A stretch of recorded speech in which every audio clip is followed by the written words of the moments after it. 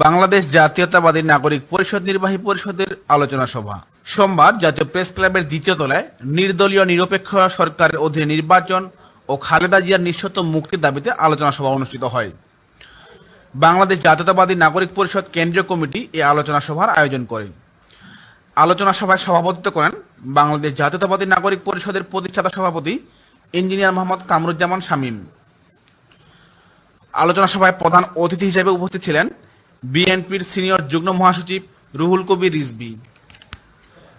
বিশেষ অতিথি হিসেবে উপস্থিত ছিলেন জাতীয়তাবাদী তাঁতি দলের কেন্দ্রীয় কমিটির প্রথম যুগ্ম আহ্বায়ক ডক্টর কাজী মনিরুজ্জামান মনির। আরও উপস্থিত ছিলেন বাংলাদেশ জাতীয়তাবাদী নাগরিক পরিষদের প্রধান উপদেষ্টা সাখাওয়াত হোসেন সবুজ, হাসান হাফিজুর রহমান সহ প্রমুখ। অনুষ্ঠান সঞ্চালনা করেন বাংলাদেশ জাতীয়তাবাদী নাগরিক পরিষদের প্রতিষ্ঠাতা সাধারণ সম্পাদক অ্যাডভোকেট শামীম আলম স্বপন। এ সময় বক্তারা নির্দলীয় নিরপেক্ষ সরকারের অধীনে নির্বাচন ও দেশনেত্রী বেগম খালেদা জিয়ার মুক্তির দাবিতে বিভিন্ন দাবি পেশ করেন। একটা খুবই শান্তিপূর্ণ একটা কর্মসূচি, শোক মিছিল, কালো ব্যাজ বুকে ধারণ করে সুশৃঙ্খল ভাবে কোন স্লোগান ছাড়াই কর্মসূচিটা পালন করে। আজকে গুলি করা হলো কেন? আজকে সেই সমস্ত মানবাধিকার কর্মী, আমি আর কিছু,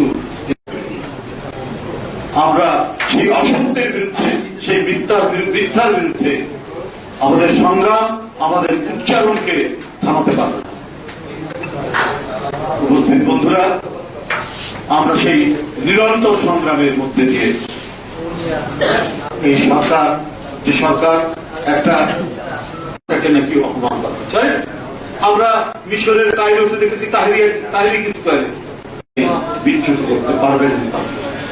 আপনার হুমকি দেন, সেই হুমকি আপনার আর টিকবে না।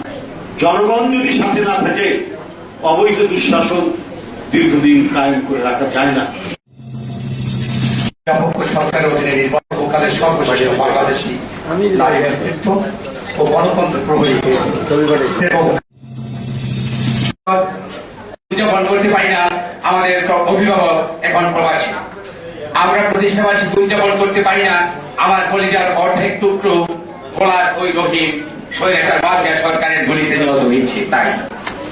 তাই জাতীয়তাবাদী দলের টাকা যে কোনো কর্মসূচিতে বাংলাদেশ জাতীয়তাবাদী নাগরিক পরিষদ সর্বাত্মকভাবে একাত্মতা প্রকাশ করে যুগপৎ আন্দোলন তৈরি করার জন্য সর্বদা প্রস্তুত রয়েছে।